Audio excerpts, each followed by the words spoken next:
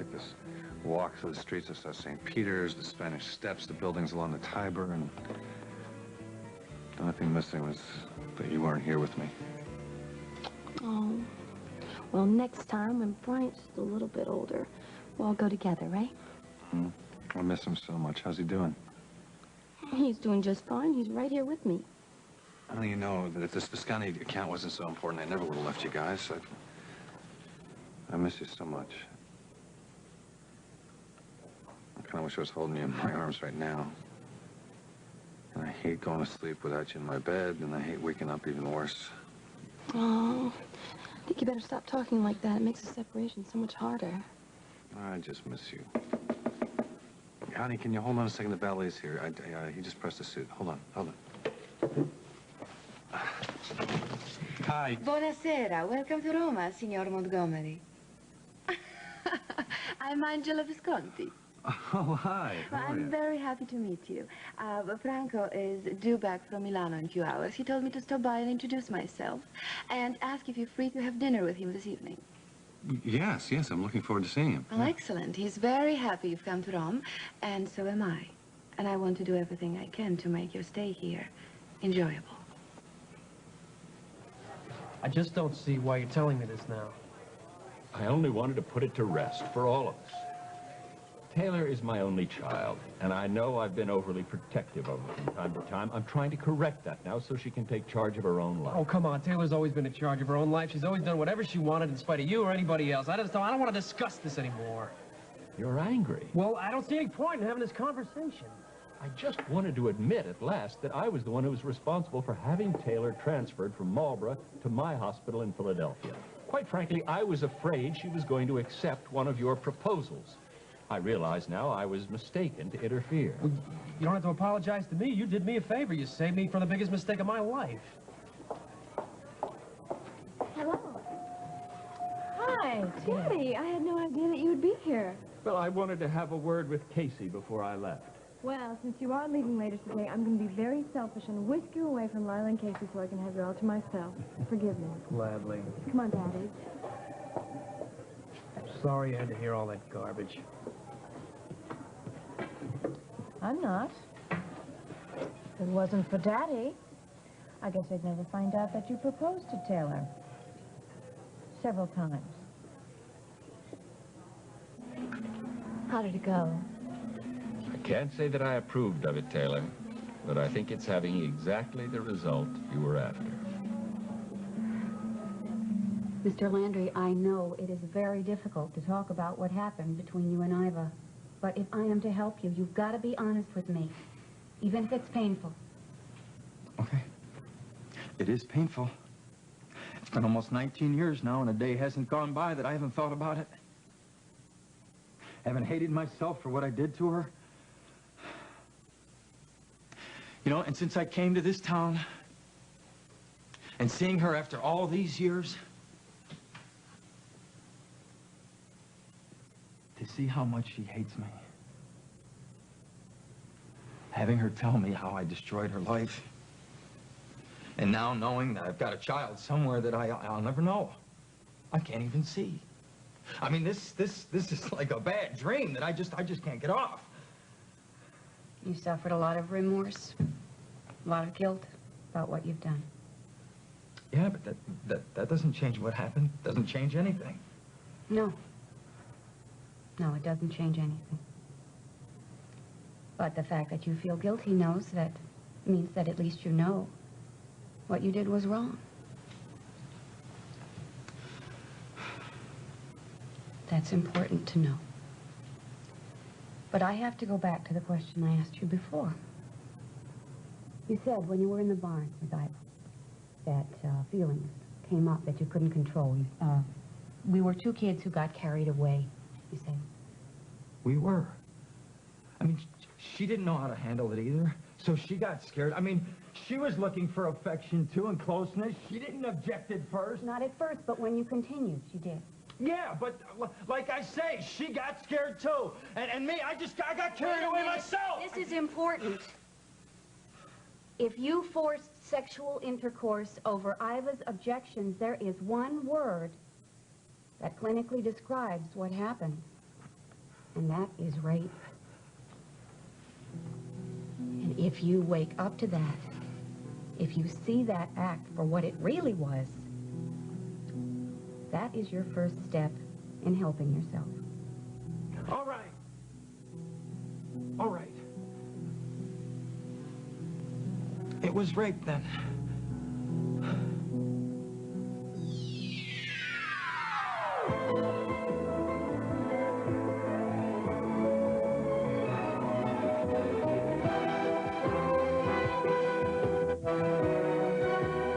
As the world turns.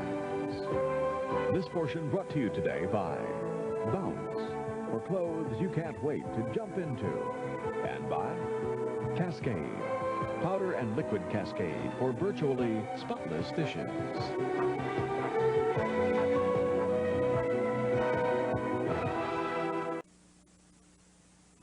Signora Visconti tells me that Franco's going to be coming back to Rome later today, so I'll be meeting with him tonight. Oh, well, that was nice for her to come by your hotel suite and deliver the message in person. Yes, it's very nice. According to my mother and Lily, Signora Visconti's very, very beautiful. And she tried to put the make on Holden when she was in Oakdale. I don't think that fidelity is one of her strong points. Well, You know, it's a good thing I trust you, because if I didn't, I'd be on the next plane there. honey, come on. You know you got nothing to worry about. Can I call you later? Mm-hmm. Well, you better. No, I want to tell you all about the plans I've been making for Bryant's christening. I can't wait. I love you. I love you. I love you so much. Okay. Bye-bye. I apologize for arriving at such an inappropriate moment. I had no idea you would be on the phone with your wife. Well, we've only been married a month. The separation's very hard. Oh, I understand. It's also hard to be alone in a strange city. Yes.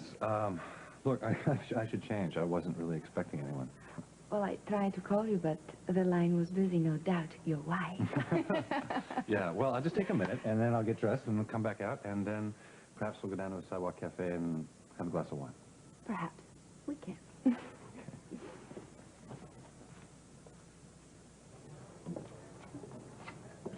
Excuse me. Have either of you seen Meg? It's 10:30. She must be in class by now. Of course. I'm running a little bit late. Would you do me a favor? If you see her, would you tell her that I was here and that I'll call her later? Sure. Thank you. You're welcome. I hear Craig is in Rome. That's right. Well, I hope he has a nice trip. Thank you for conveying my message to Meg. He is one of the slipperiest characters I've ever met. Think again, you know Taylor Baldwin. Oh, yeah. Boy, Daddy really had you going, didn't he? I don't know why. I already told you how hung up I was on her before. You told me that you had an affair with her, that you broke up and you were hurt, but you never said that you wanted to marry her. Well, she was the first person I was ever serious about, okay? Yeah, I asked her to marry me, so what? Oh, according to Daddy, more than once. All right, okay. I was a little crazed back then, but she was good enough to say no. I don't know what you're making such a big deal about. I'm not.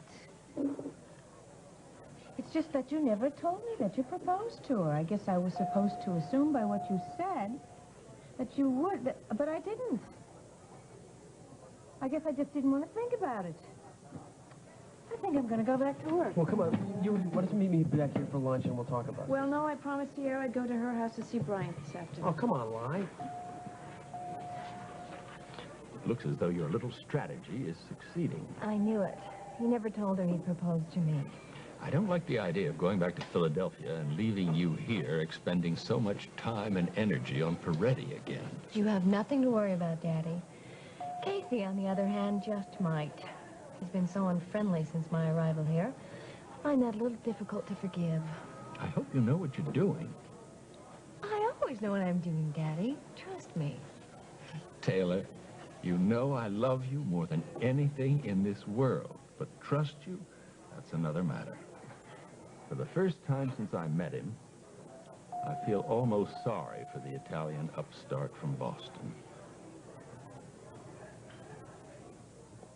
What you have to understand is that rape is an act of anger. It has nothing to do with love or affection.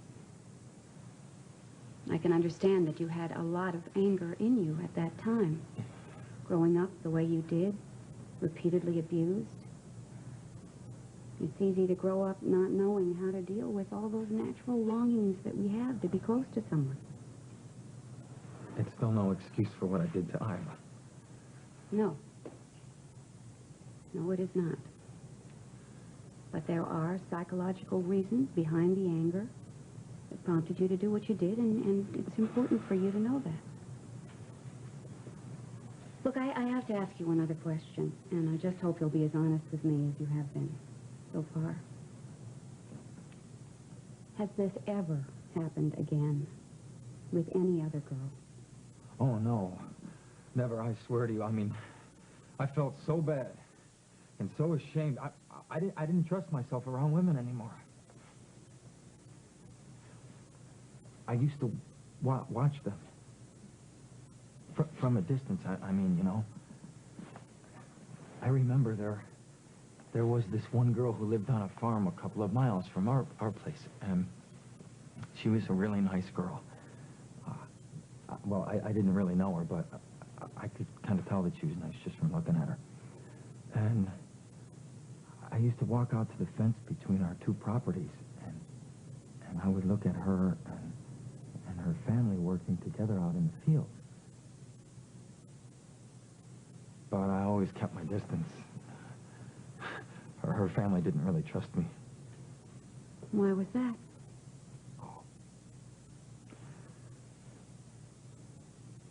I don't know. I guess because I was alone and kind of quiet. You know, people pick up on that, and they want to steer clear of you. At least they did with me. So are you saying you've never had a normal relationship with any woman? No. Like I've said, I always kept my distance. Until I, What were you going to say? No.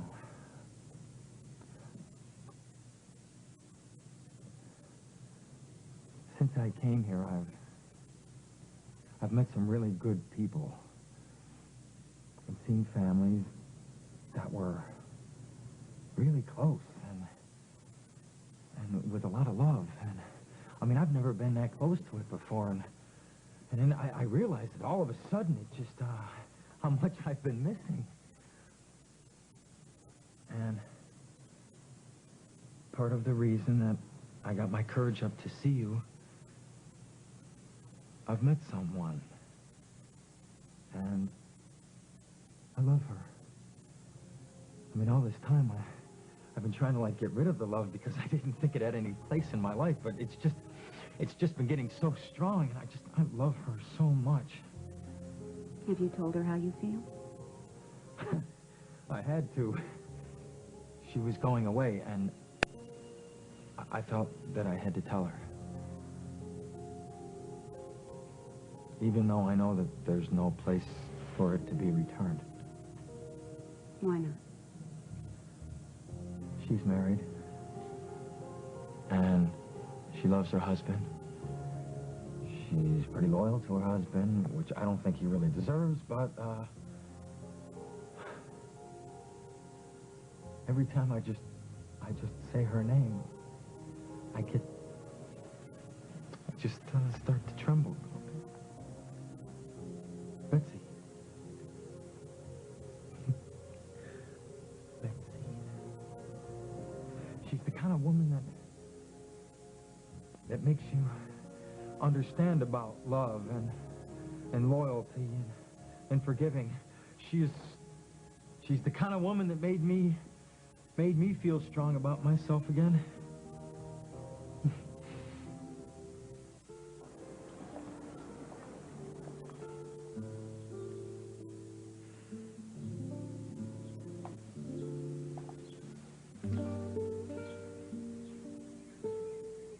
Betsy, you're a woman who needs to be with her husband. Go to Corfu. Find Steve, talk to him. Find out about all the things that have been worrying you for so long.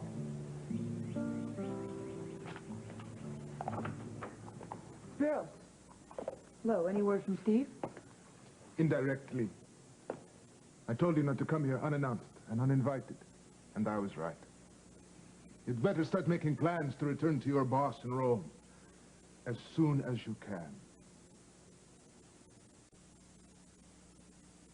Spiros, let's get this straight. Steve is my husband. I don't have to be announced or invited to see him. The room where he's living upstairs is in my house. Fine. If I'm not welcome here, I will gladly stay at a hotel. Now, I flew here last night because when I called you from Rome, you said Steve would be here early this morning. And I expected him to be. But as I told you before, one of our drivers is ill. Steve had to take over the driving himself. Well, you said you heard from him indirectly. What does that mean? One of our drivers passed him on the road to Larissa. Stavros' truck had broken down. Till he happened by to rescue him and take him to a garage in the nearby village. Well, can I call him there? No, there are no phones. Well, then how did the man who rescued him call you? And why didn't I hear the phone ring? I've been here since daybreak. The call came through on my private line, in my bedroom. The driver had gone on to Larissa and called from there. When do you expect Steve back? Who knows how long these repairs may take. And he still has deliveries to make. Well, I'm going to wait for him. Would you rather I go to a hotel? No, it's not necessary. But don't you have other business in Rome? Yes, I do, but I have a very understanding boss.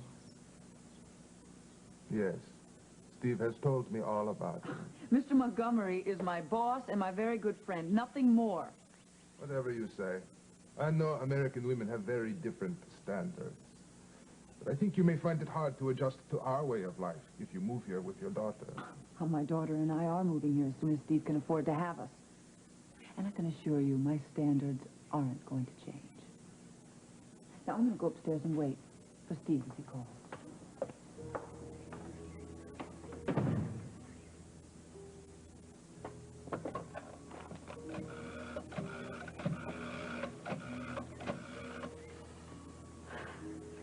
I need to talk to Steve fast.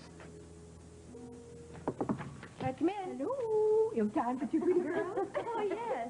I was just going to find you and give you this report, Lila. Craig called me. Last night, yeah. He called me, too. Yeah, sure. You say, he's going to be able to buy the phone company with all these calls. I know. I hope things go well for him over there in Rome. He sounded so happy and optimistic. It was good to hear his voice. Yeah. Well, you know, when Craig cares about someone, he's a friend for life. You're never going to be able to get rid of him. Oh, that's reassuring. He does care about you, Iva. With everything that's happened, I'm glad that you can be friends.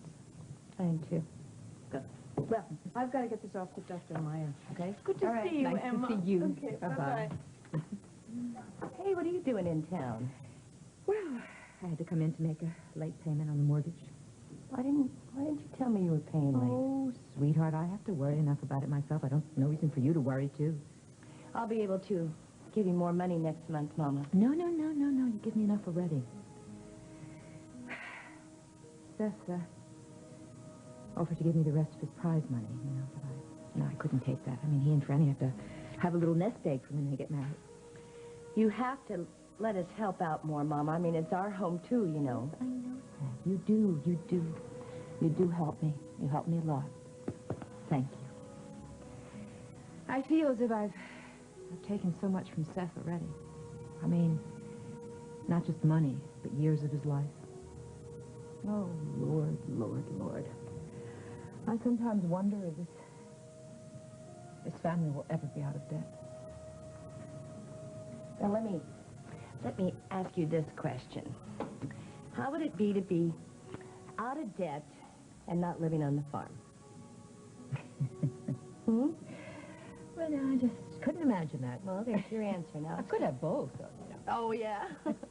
Listen, I know everything's going to get better for us, especially since Josh told me that he's leaving town. I gotta get some. Oh, listen, if you Probably, have no, I can go along. no, it's all right.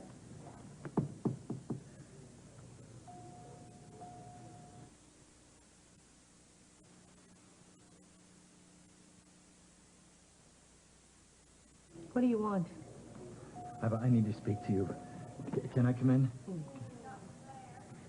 Ivor tells me that you decided to leave town, Josh. I think that's a very, very wise decision. I think it's very wise of you to realize that there is nothing in this town for you. Aunt Emma, can I speak to Ivor alone, please? No, you cannot. If there's something you have to say to Ivor, you can say it to me also. All right. Excuse me? What is this about? You going to tell me that you're lying about leaving town? No, that's not what it's about. I want to talk to you about that day a long time ago that affected both of our lives. That day. Now, I don't want to hear about that day. I have been living with that day for 19 years. Josh, I think that you had better go. the reason that I came here, I have faced up to some things that I have never faced up to before. Josh, don't you understand? We don't want to hear anything. No, you don't understand. Look, I started seeing a therapist, and Dr. Michaels here at the hospital, and I just came out of my first session with her, and Just stop. I have found out... Just stop it right now. I know why you're seeing a psychiatrist, so you can convince Franny and Betsy and everyone else in this town that you're an innocent victim, and so you can tell more lies about being abused by Uncle Henry. No, I don't need a psychiatrist to tell me that you are a rapist and a liar. Listen, Iva, the reason that I am seeing her is because I can try to make up to you for what I did. Listen, You want to make up to me, then you get out of town. You keep your promise, and you never come Just back. leave her alone, please. Leave her alone. Leave us both alone. Just get out of here.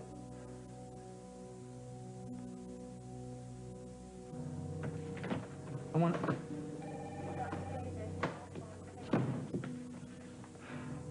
We made a start today, Rod, but you have long, hard work ahead of you. I believe in time you can make a better life for yourself, but you've got to realize that no matter how much progress you make, Iva and her family may never forgive you. Accept that at the start. Promise me you'll come back soon. Promise. It's been such fun showing my distinguished, handsome father off to everyone. And thank you for making some points for me with my new chief of staff and his wife. Well, it never hurts. I'm so pleased, Taylor, that you're doing so well here. And from everything I see, this is an excellent hospital. I'll keep you posted on my research. I'd rather you keep me posted on Dr. Peretti. I know you're good at research. Daddy, I'm good at anything I put my mind to, just like you are. True. On that happy note, I'll say goodbye.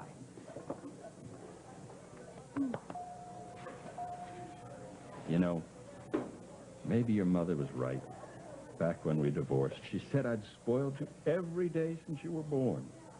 But somehow, you know, I can't regret it. I don't really think that Mother's the best judge of these things. She never understood me the way you do. Remember, the minute I was old enough to choose, I decided to come and live with you and not with her. I'll never forget that. Take care. Bye, Daddy. darling. Keep in touch. Goodbye, Casey. I hope you understand why I spoke the way I did earlier. Oh, sure. I just don't see why you felt you had to say it in front of Lila. Well, I guess I assumed that you had already told Lila everything there was to tell about your relationship with Taylor. Taylor is livid that I said anything to you at all. I don't know that she'll ever forgive me. Well, it was good to see you, Casey.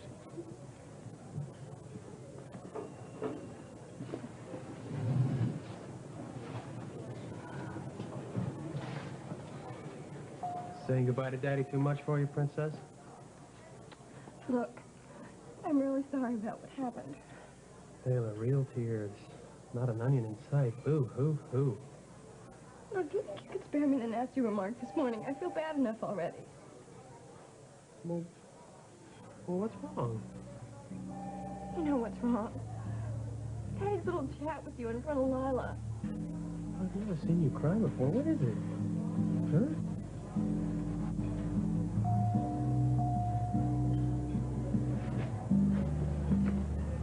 Oh, yeah, I'd love for you to come over, Mother. Oh, no, not for lunch, because Lila's coming over. Yeah. Oh, I don't know. Margot is really having some problems right now, and I think that Lila wants to talk in private. Oh, Craig, yeah. If I heard from him at least a dozen times since he's been gone. Yeah. Oh, he says that Rome is beautiful, and we'll go back there together again sometime. But he's a little lonely. No, well, Visconti was out of town and wasn't coming back till tonight, and I guess they're going to have their meeting over dinner. Yeah. Okay, good. Yeah, so I'll see you later, and, we can talk about plans for Bryant's christening. Yeah, I really do have to go. Bye-bye.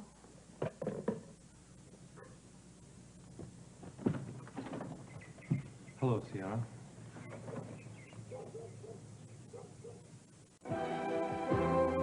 This portion of As the World Turns has been brought to you today by Zest Deodorant Bar. Only Zest gets you zestfully clean. And by Pringles Potato Chips, regular, light, rippled cheesums, and sour cream and onion. We'll continue with part 2 of As the World Turns in just a moment. And now part 2 of As the World Turns. What are you doing here, Tonio? I'd like to speak with you. May I come in? I'm sure you know that Craig's out of town. Yes. We have a chance to talk. Come on in. I just want to say this up front. If this conversation leans towards anything personal, I'm going to have to ask you to leave. Relax. I just want to speak with you about Lucinda and Lily. Well, I can't imagine what you'd have to say about Lily. I've already told you I think it's pretty loathsome to use the knowledge about her to blackmail my mother. Yes, you made your feelings very clear, and now I would like a chance to defend my actions. What's your defense? Your mother is trying to deport me. I know for a fact that she's spoken with the immigration authorities. Look, Sierra, no matter what you might feel about me, I can't see how you can approve of this.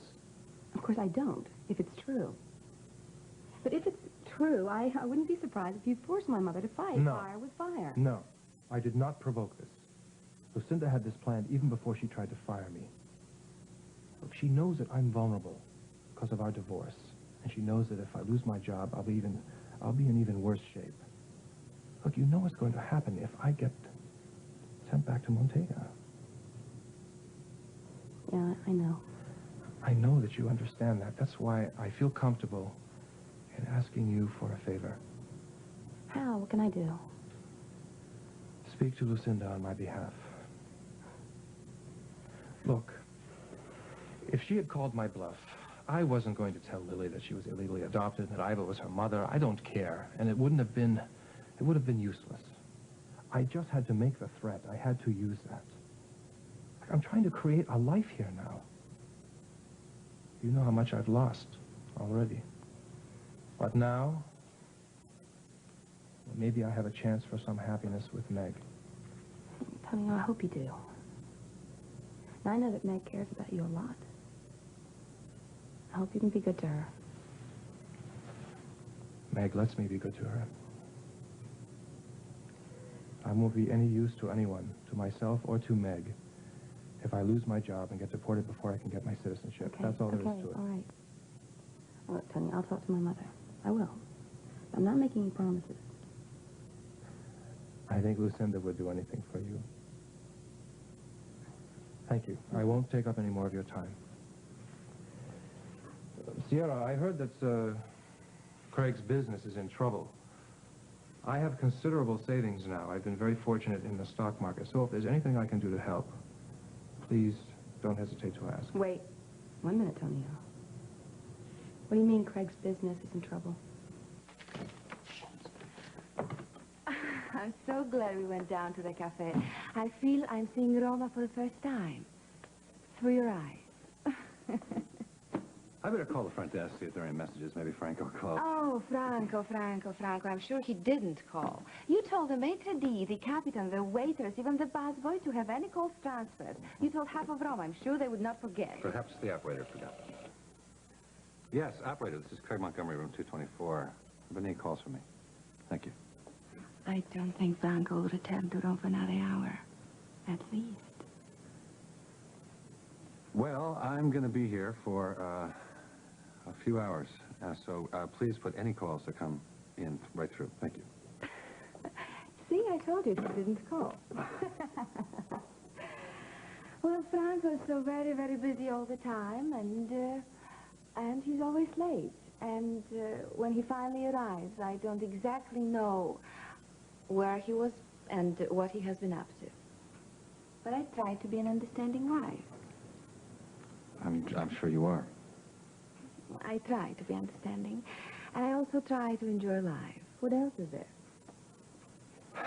Good point. You seem a little uncomfortable alone with me, Mr. Montgomery. What, perhaps you've heard stories about me from Tonio Reyes, who tried to seduce me. No. No. Look, as a matter of fact, Tonio Reyes and I don't exactly confide in each other. We detest each other immensely. I think you have excellent taste. I dislike Mr. Reyes on sight, but you are different. I found you most attractive, and in fact, I wouldn't be at all offended if you had the same idea, Mr. Reyes. Look, Senora Visconti. Angela, Yeah, okay. and I will always speak well of you to him, and I will never say a word to him. And I did talk about Mr. Reyes because I did like him so much. Look, Angela, you are an extremely beautiful woman. And the last thing I would want to do is offend you, but I am happily married man. Excuse me.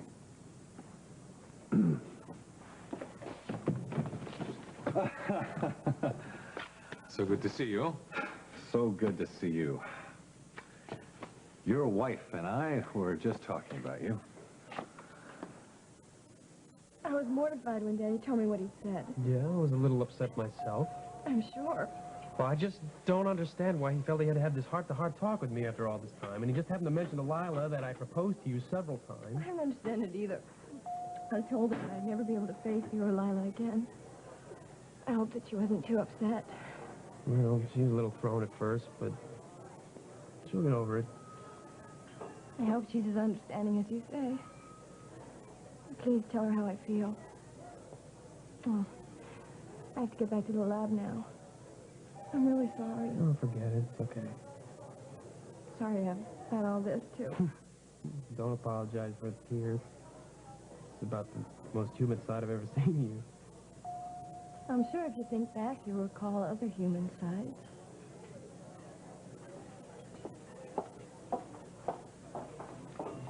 I don't know, Mama. I just can't stand being in the same room with him. I know, baby. I feel the same kind of anger towards him. You know, I just wish that all those years ago when I found out I was pregnant, I would have come home. You know, because, well, I know now that you would have forgiven me. There's nothing to forgive you for. But I'll tell you something. I'll never forgive Josh for all those years he kept you away from your family. I know, Mom. I gotta go back to work. Is it?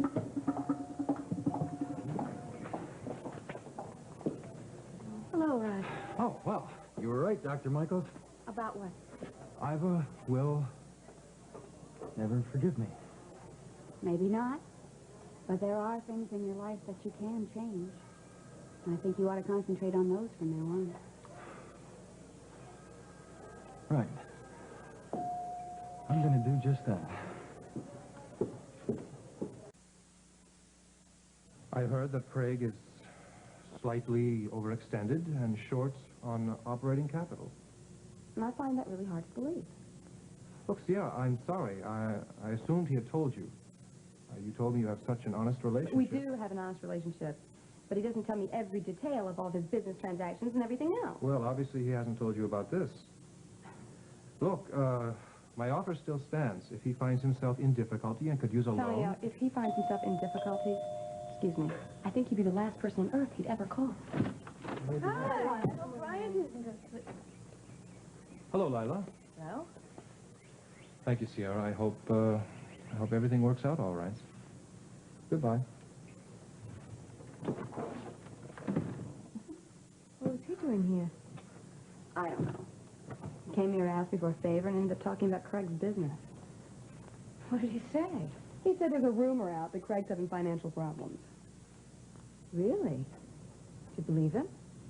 I don't know. I know that he returned Barbara Ryan's investment because he found out some things about her that he didn't like. And I guess I could have left him a little short of cash. Then he said this Visconti deal was the biggest ever, the most lucrative. Well, I just don't know. Maybe he needs money worse than I realize. I'll be right back.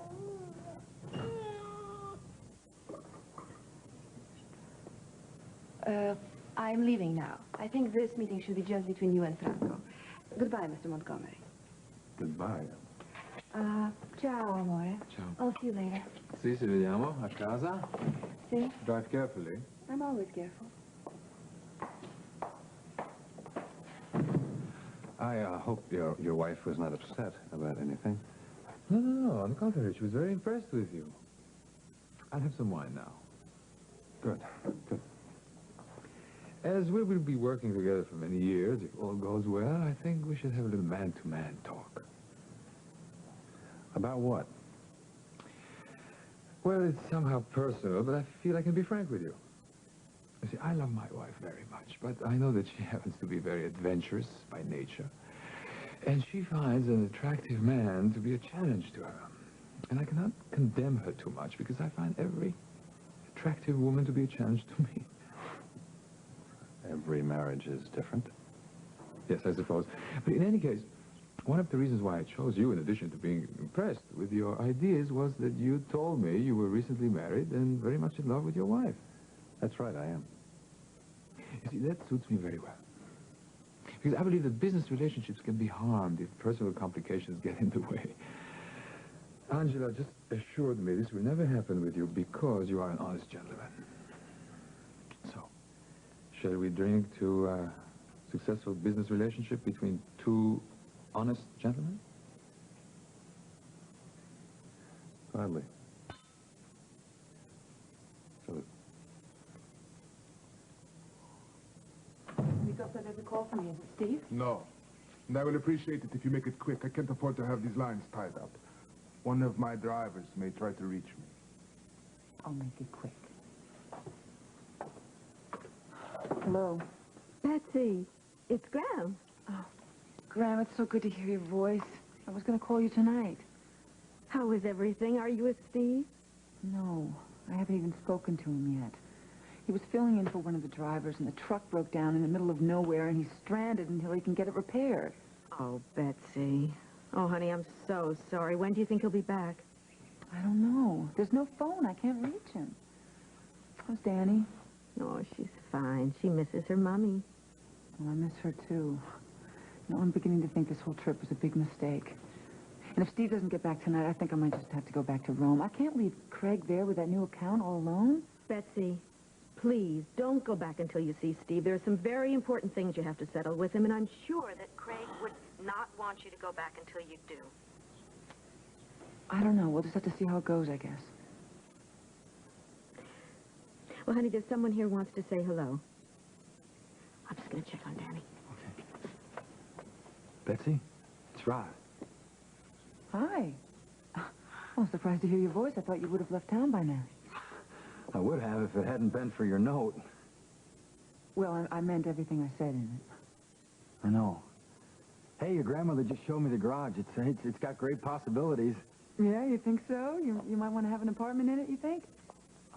I don't know. My plans are still kind of up in the air yet, but I'll just stay put at the stables till I make up my mind. So how's everything else going? Oh, well, I had my first session with Dr. Michaels today. Yeah? I'm glad. It's not going to be easy, but I think it's going to help. If I'm still here when you get back, I'd like to try to explain. I like that. I hope you do stay. But it has to be your decision. Just like coming here was mine. Yeah. Well, I hope everything goes the way you want over there. Listen, I know this sounds really crazy, being thousands of miles away, but if there's any way that I could ever help you, you just let me know. Thank you. I'll remember that. Oh, I gotta go. Okay, bye. I don't want to be rude, but Mikos and I have important business. Fine.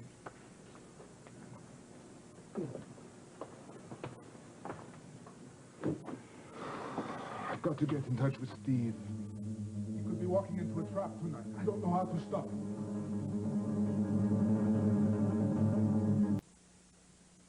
Well, I want to thank you for being there when Josh showed up.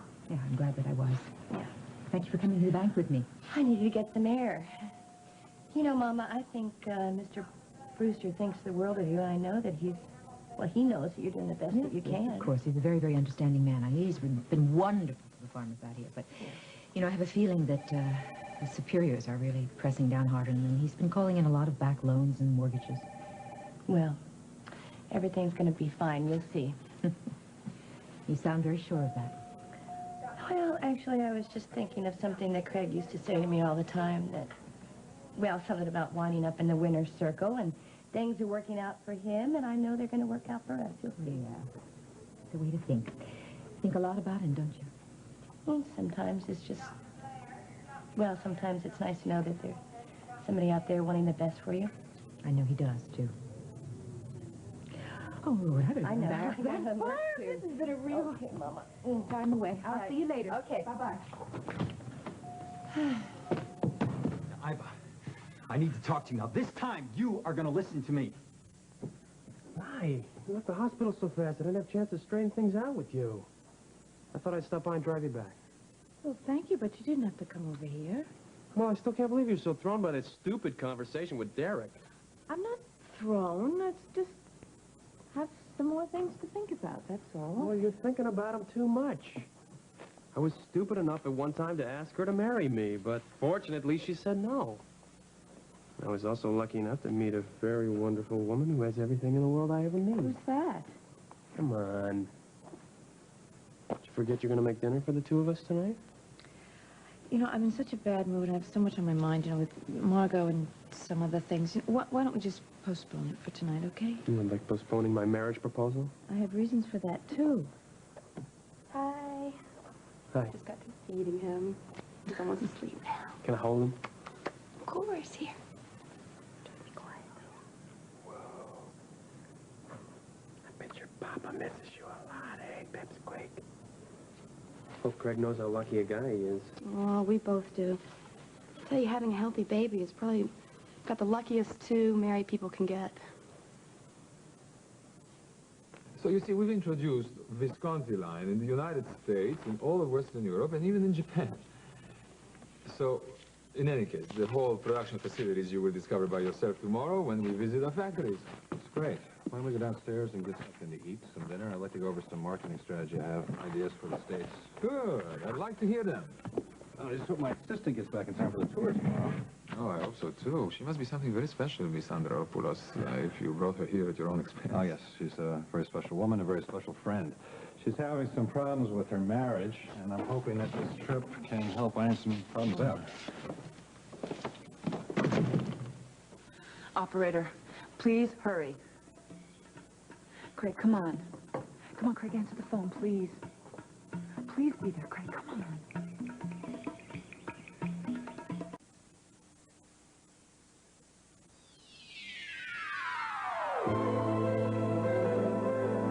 Men's Fashions by Aquascutum of London, 5th Avenue, New York. Accessories by R.J. Graziano.